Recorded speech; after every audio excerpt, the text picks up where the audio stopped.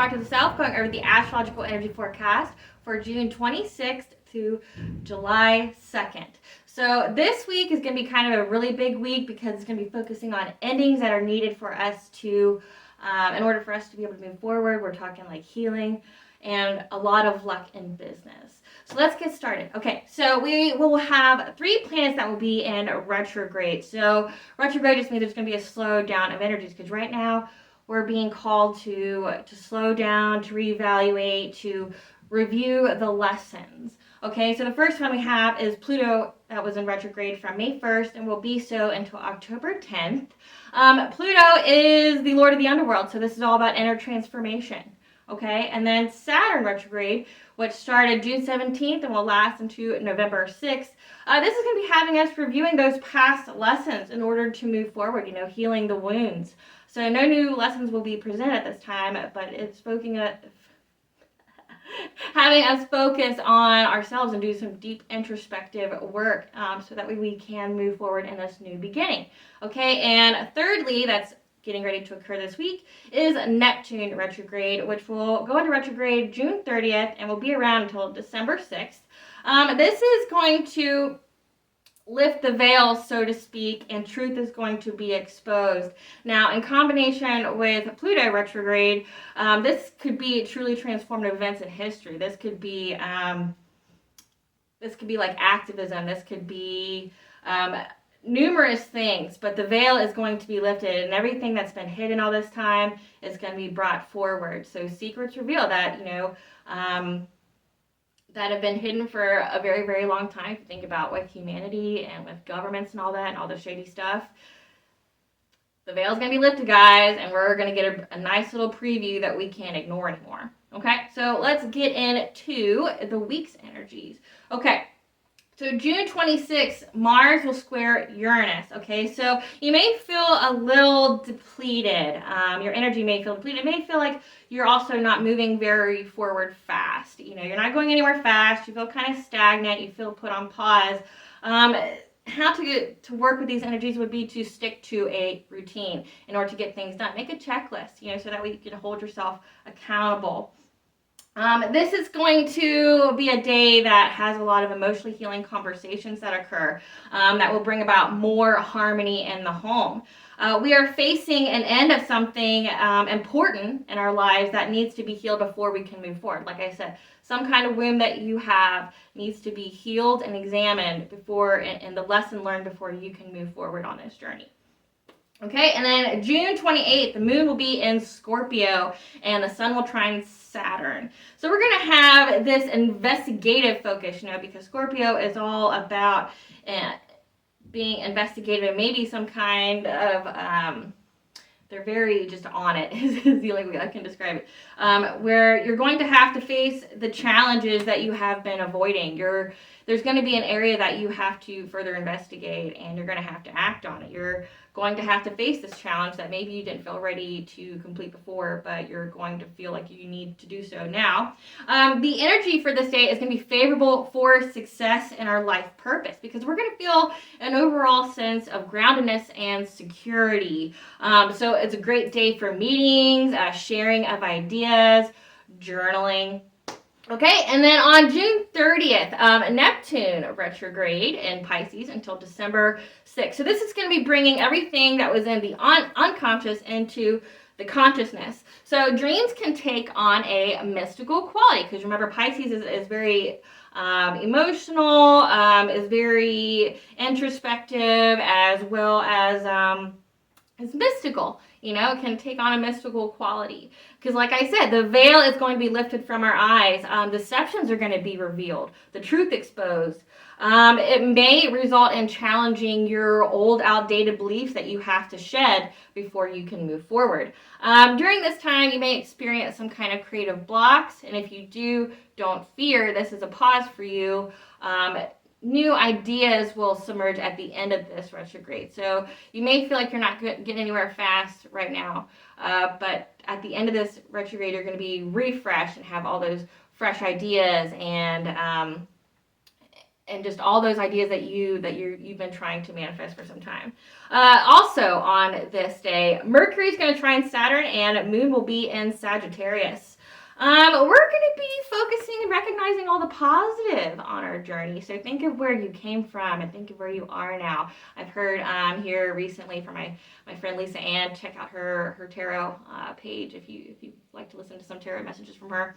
But we need to focus on the positive. You know, a lot of people get discouraged on the journey because they're only looking at how far they have to go versus how far they've already come.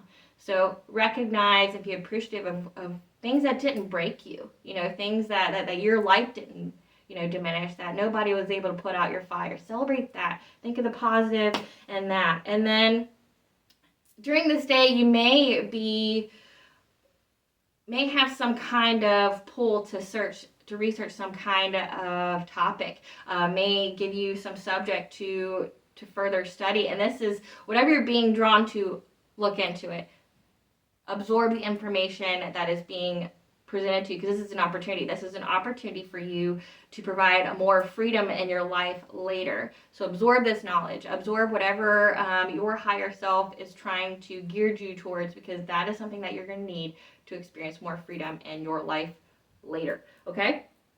And communications are going to be very nurturing and supportive of our life purpose. Okay? So it's going to be a favorable day for business matters. Okay, like I said, it's a great week for sharing of ideas and having that luck and having that luck on your side to get the things that you're wanting, because this is going to lead into July 1st. Okay, so July 1st, Venus will be in Mars and Mercury and Sun will sextile Jupiter. Okay, so this is just an overall day of luck. Okay, we're going to have a focus on bringing emotional balance to our relationships. This is a favorable day for expansion. You know, if you and your partner are talking about, you know, getting to the next step or being more serious, this is a favorable day for that. Or conversations that lead up to that. Like there's going to be some discussions around that, like, hey, where can we expand here? But also, there's going to be a just expansion in all avenues, because you are on the cusp. And right now you have limitless potential because luck is on your side. So utilize it to your advantage. And then we're going to end the week, July 2nd, with Venus square Uranus and the Moon in Capricorn. Okay, so where can we find more stability in our lives? And that's the question that's going to be presented to us at the end of the week. Where can we provide more stability in our lives, okay? And it's going to bring to you tasks to complete and to fulfill those with the best of your ability, but also to give you some insight on how you can be more organized and bring just be more productive in your life. Again, this has been the central message of leaving something behind. So we're leaving something behind. We're shedding old, outdated beliefs. They're being challenged, and we're undergoing some kind of intense emotional healing, so that way we can be braced to this new journey, this new path that our new story. We concluded a chapter. This is the final countdown of that chapter. That is where we're at right now. We're at the very end, but you have to heal this wound, and you have to do the work, so that way you can have this glorious, you know, 10 of Pentacles, 10 of Cups kind of life that's about to come towards you. You just have to do the work first. Okay, guys, that is the end of the astrological update. I want to speak on my book for a minute if you want to stick around. The Princess and Her Inner Voice. You know, we're talking about healing and life lessons and all that. This is a book that's geared for 9 to 13-year-olds, which is all about teaching life lessons and endings and beginnings, you know, and explaining that it does happen, but you've got to listen to your voice and not anyone else. You listen to you. And it will tell you where you need to go. And that, you know, if you are going through a hard time, if you have dealt with somebody who's hurt you in the past and they're resurfacing, this is a great book. I mean, I haven't really met anyone who hasn't resonated with it, but it plants that seed in the child early, you know, like red flags to understand, you know, like, hey, not everyone's got the best intentions for you, and not everybody's going to help you, you know, and hey, the big theme is if respect and kindness is not offered, be okay to be by yourself. That gets you out of so many situations like codependent relationships, abusive ones. If someone's not being nice to you and treating you respectfully, you need to withdraw and you need to get out of there. okay? And you need to rebuild it and get your life to the way you want it, because you know what the universe backs? The universe backs someone who knows what they want and they're okay not getting it, but they're willing to do the work to get it. And when you align the things around you, your environment, the people you surround yourself with, and you uphold your self-worth and your self-love, and it tells people how you will be treated. That is something to give to a child early on, so they don't have like everything from my generation and up, where they deal with the toxicity in either in the home or in relationships, and they got to leave that behind. They got to shed that life behind and go search for their own happy ending. And say for girls with fairy tale stories, like they always get married to the prince at the end and they get saved. That's not this book. They don't get saved. They go out there, they fight, they get their own kingdom, and then at the end, once they get their own stuff, then they can bring on the prince and they live happily ever after. This can be found on my website. It's in the link, www.aspiretotheself.com. I also have a YouTube channel, which is Aspire to the Self 7754. I cover Witchy Wednesday, which is pagan topics, anything and everything pagan. Think holidays, think any subject. I even link astrology to lore and all that. So if that's something that you're interested in, check that out. It will also be on my business page and my website, so that you can have the content and updates available to you at all times. Alrighty, well, you guys have a blessed day and have a great week. And just know anything that's ending at this time is meant to, okay? Don't get stuck.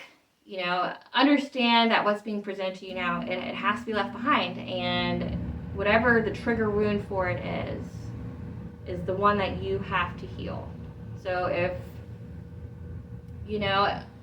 using detachment is a great way to use this, removing yourself from the situation and looking at it and going, oh, okay, maybe that wasn't for my highest good. Maybe I knew that. Maybe that's why I did what I did. And to not second guess yourself. Right now you're having things removed from your life that weren't good for you, that were lowering your vibration. And in order for the universe, God, whoever you believe in, to support you, your actions and your thoughts have to align with that. Okay, so just keep that in mind. It's going to be a big week, and at the very end, it's going to end with some full moon energy. So just be prepared and just stay grounded. Just know this is a lucky week, and if you believe in luck will give you a better outlook on life, and you have more of a favorability of getting that luck work in your favor. So the chakra that mostly coincides with the energies for this week is going to be the third eye, okay? And the third eye links the inner and outer visual center to obtain and record everyday life in the form of pictures, symbols, colors, etc. Remember, truth's going to be unveiled this week. The veil is going to be lifted from our eyes. And the way that our higher self speaks to us is through dreams, which is symbols, colors, divine synchronicities like 333, 1111, things like that. Okay? It regulates many of our hormonal and endocrine functions, and basing our physical health on the self-perceptions and aspirations. Okay?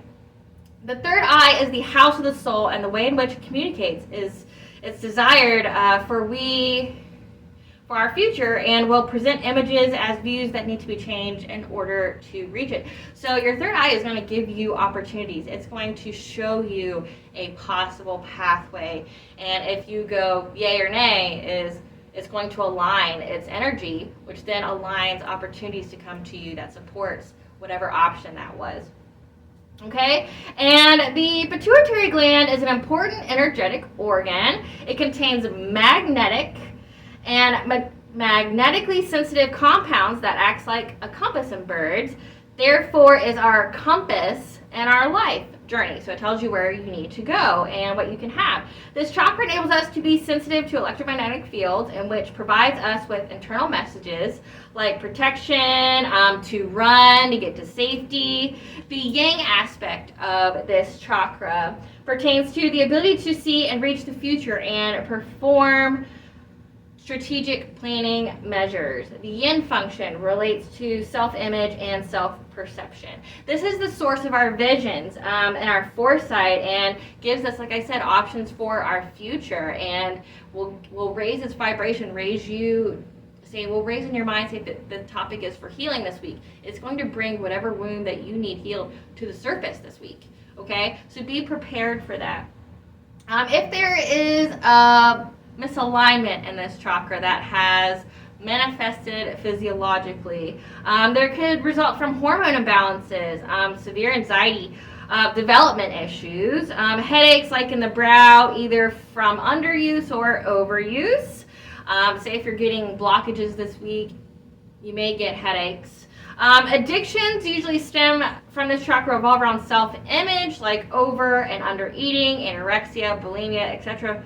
Binge purge, or to be obsessed with their bodies, like people who go to the gym insanely and incessantly. There's a point where it's self-love, but then there's also a point where it is an addiction, and addiction, like anything, has to be treated. So it's usually because you're not listening to yourself. So you feel, typically, if you're in those, or at least in research, they say that if you have these body issues, like say bulimia or anemia, it typically stems from the fact that you feel out of control in your environment. Like you feel everything's out of control, and that is how you regain control somehow, is by limiting what you eat or overindulging what you eat, to either do some kind of self-hatred or whatever you needed to feel some kind of control over your life. So that would be something that needs to be examined. When it is balanced, we see life with clarity and possess strong intuition, self-awareness, and emotional balance. So to clear the third eye, lavender and jasmine are good herbs or incenses to have. Rosemary, basil, saffron, blue lotus. So observe your thoughts and your core beliefs right now, because like I said, you have Pluto in retrograde. He is the underworld. He is bringing what has been in the unconscious forward, and then now you have Neptune, which is about your dreams. So really pay attention to your dreams. Have a journal sitting next to you and just write down, if you can't remember the whole thing, write down core words. Like say if, and try to remember how you felt. So say if you had a dream that a horse was chasing you or something, you felt scared, put fear, put horse, and then see if you can jog your memory, because we do have dream memory, and it just takes a little bit of practice in order to develop that. Okay guys, it's Belair, this far south. Catch you later.